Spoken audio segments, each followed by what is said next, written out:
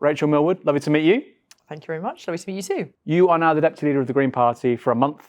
I am one of them. Well, hopefully for longer than a month. That made it sound So like I was far. going to be my the goodness. Deputy Leader for the month. Yeah, it's not rotated, is it?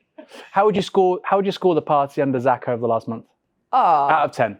Out of 10, about 25. I mean, it's the totally new energy. It's really exciting. Just thousands of new members, hundreds every day, going up in the polls. And just, I guess what excites me is like, teenagers are telling me that Zack's appeared on my For You page. Like the Green Party didn't usually appear on their For You pages. So it's like a massive breakthrough in terms of media and coverage, and just really exciting to have the Green Party out there and people beginning, and I think only beginning, to get the idea of what we stand for and the difference that we want to make. Really exciting. Did you expect it? I actually did, because I was watching Zack. I've kind of watched Zack since he was, began as deputy leader. I remember hearing his first speech and kind of going, "Wow, that's somebody who can really deeply inspire." I was really moved, and that's just not a given.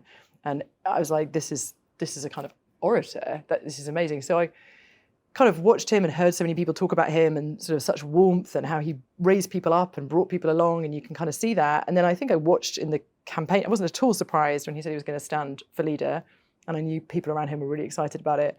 But I watched a man ready himself. And so watching the growth in his communication skills through his own leadership campaign was quite incredible. I mean, it was brilliant at the start, but it was like really gearing up. It was just a thing to witness, actually. And so by the time that he won, and I had absolutely no doubt that he was winning, it was like Usain Bolt is there just ready to go. And I've never met a man of more conviction. Because on the left, it's easy to, not easy, it's tempting to fluff up your own kind of people, right? To sort of say, actually, they're the next big thing, or they have these competences that we're looking for. But I do genuinely get, this is my take, and it's from somebody who's not a member of the Green Party. I'm inclined to vote for them. There has just been a takeoff in his ability to communicate in the last couple of years, actually, which I think is really unusual in British politics. Exactly that. I think we have a standout communicator. So it's not like, oh, that's quite good for the Green Party. Yeah. It's like, no, come on. As a political speaker, as someone who can communicate to people on doorsteps, in interviews, on any kind of media, it's really, really up there. And that is exactly what this moment in history needs. How would you respond to the claim that the Greens aren't a party for the whole country? So Zack is saying things that might resonate with people like myself, or I don't know if you're a graduate, but graduates from the southeast of England, places like Brighton, Bristol, London, but actually they're not speaking to other parts of the country that maybe voted Leave, older voters who didn't go to university. Is that a fair assessment of you as a party? Are you only just trying to really aim at about 15% of the country, which will win you seats, but obviously it's not a majoritarian politics? No, I think that's what the difference that Zack's making, really, is that it is much bolder and it's meeting all kinds of people, just ordinary working people, not working people, even just meeting people where they're at and the experience they're having at this moment. And that ability to have a doorstep conversation with somebody and to understand their anger, understand their disillusionment. And very often they then say, I mean, I've had this experience as well, sort of knocking on doors in a council by-election in rural Sussex recently. People saying, "Oh no, I'm going to go with Farage," and I was like, "That's interesting. Why is that then?" Well, he sort of got oomph. He sort of got, he sort of got something. So he's not like the rest. He's got this thing. He gets it. And I was like, okay, that's interesting. So, what do you think about 0 hours contracts? Yeah, they're terrible, aren't they? And what do you think about rent? Do you think rent's too high, or do you think it should be controlled? Or, yeah, definitely it's going to be controlled. Do you understand that the Reform MPs, if you vote for Reform, the MPs, their voting record is the opposite of that. What the difference they're making is the opposite of what you want. And they kind of look at you actually genuinely confused. And that's in rural Sussex. It's really often, obviously happening in city centres as well. Is that enough to make them Greens, though? So well, the guess what I was going to say is you've got somebody like Zack telling the truth, but in is approachable, meeting people where they're at. I think wherever you are, that is quite transformative. Because I can see how relaying that information is obviously important, and it might stop somebody from voting reform. But I wonder how a 65-year-old man with no degree, maybe had a blue-collar job, now maybe as a taxi driver, Uber driver, independent tradesman. These are the sort of hardcore voters, small business owner, petty bourgeois. These are the hardcore people who haven't had a great time over the last 10 to 15 years. They probably aren't very enamoured with Labour right now. No. And they're finding Nigel Farage really alluring. And I can see how they might nod and agree with maybe more than 50% of the things you're saying.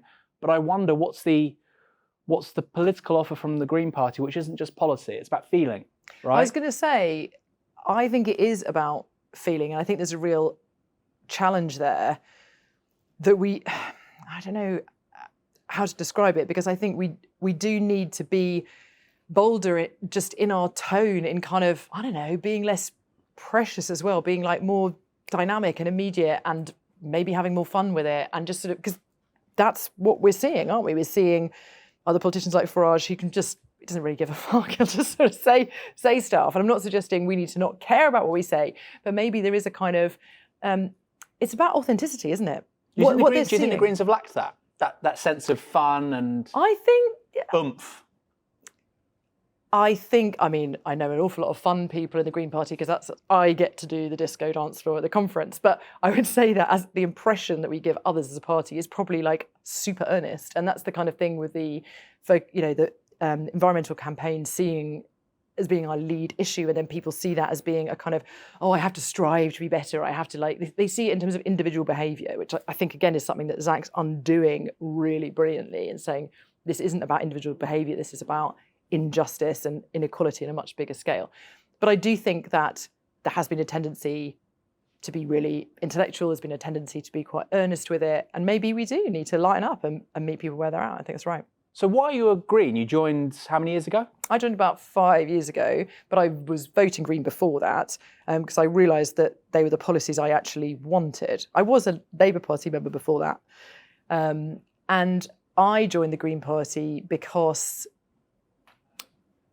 I've always wanted social justice. I've always been in favour, actually, of things like a wealth tax. I've always seen that the inequality was like way too much and kind of was the problem.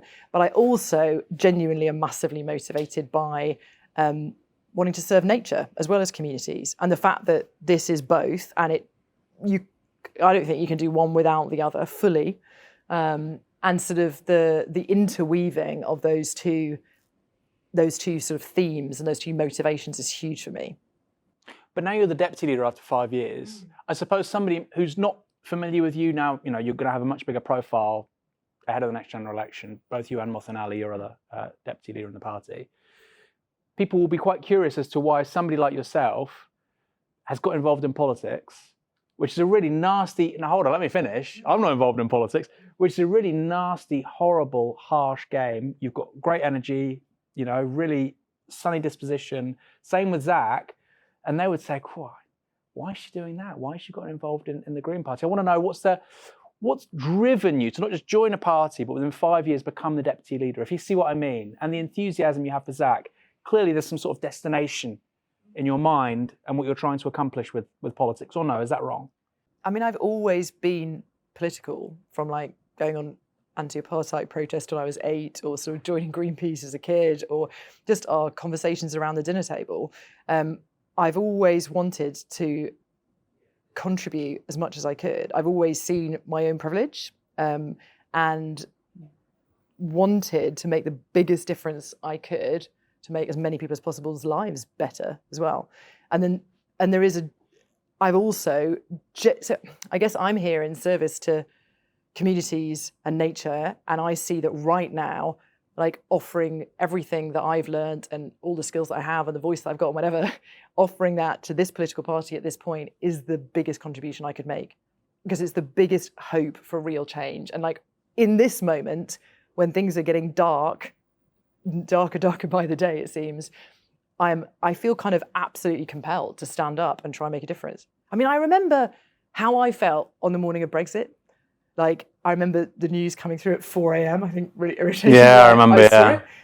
it was crushingly bleak. And actually the worst thing about it in me was regret, because I had started knocking on doors just in that last couple of weeks. And I could tell on the doorstep that with some listening and some communication that I could really make a difference.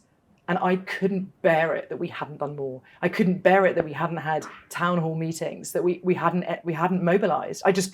We just literally let Farage's lies just write history. And I'm like, no way. And at that moment, that was literally the moment when I went, it's time. Internally, I was like, it's time. And in some ways, like, people who've known me my whole life are really genuinely not surprised. They're like, finally.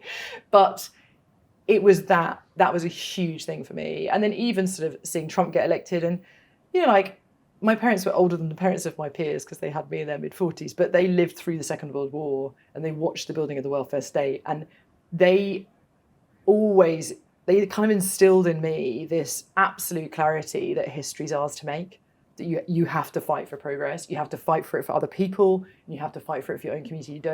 You don't just assume everything's going to be okay. And I think, like, a lot of my friends had baby boomer parents, and it was like, yay, this is like plain sailing, and our houses will become more money and everything's cool. And, you know, another generation did the fighting. But I felt quite close to that sort of struggle. And I think partly because of Mum and her activism in different ways, I felt close to sort of global struggle as well. That's super interesting. I mean, the reason why I asked that question is people will be watching you, they'll be watching Zack, Mothin, other people in the Green Party, and they'll be saying, hold on, they want to change things, but they look and sound like somebody who could be in the Labour Party or the Tory Party, take away the ideology and the policies for a minute, or the Liberal Democrats. They look like somebody who could just join a political party where they're going to be able to get where they want more quickly. And I feel like that's what's changed in the Green Party in the last 5 years. And clearly many people are on a very similar journey to yourself, and Brexit makes sense. Last question.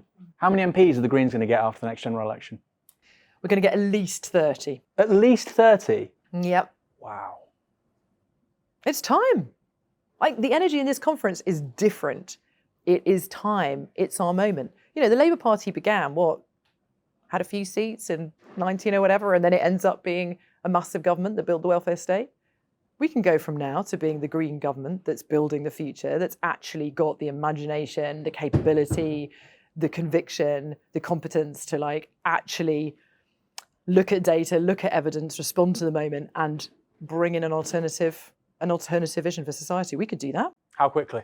So it takes Labour, let's say from God knows when, 1906 to 1945, so 40 years really. A few bumps in the road. But it was a very small, slow start. Ramsay, MacDonald and whatnot. So how many decades do you think before you guys are in charge properly?